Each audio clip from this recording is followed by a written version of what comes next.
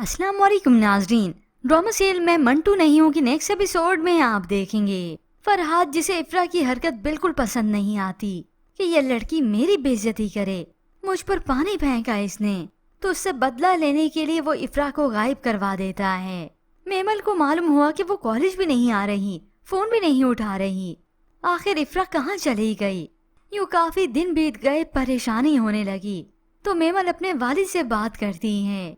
वालिद ने पता करवाया तो सारी हकीकत उसकी खुल गई।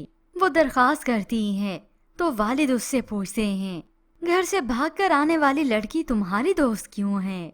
वो वालिद का रास्ता रोकती उनके पीछे जाती हैं तो वालिद उसकी और हकीकत बताते हैं। एक ऐसी लड़की जो 2 साल पहले अपना घर छोड़कर आ गई है, किसी रिश्ते के बिना किसी के साथ रह रही है, उसके टुकड़ों पर पड़ रही है, तो तुम उसके लिए इतनी परेशान क्यों हो? छोड़ दो, भूल जाओ उसे। फिर यूं ही मेमल की जब अपने सर से बात हुई तो वो उन्हें भी बताती हैं कि इफ्रा फरहाद की दोस्त है, फरहाद बिन यामीन की। मगर मंटू सर तो फरहाद की तारीफों के पुल ही बांधने लगे। ये सब सुनकर तो मेमल को गुस्सा आ जाता है। आप जानते भी हैं आप क्या कह रही हैं, जिसने आपको धक्का देकर नीचे गिरा दिया। यूं काफी दिन बीत जाते हैं और आखिरकार इफ्रा के वालिद मंजर आम पर आए।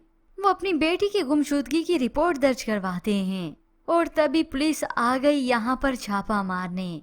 फ्लैट का दरवाजा तोड़कर अंदर आती है और तभी वहीं से कुछ सबूत मिलते हैं।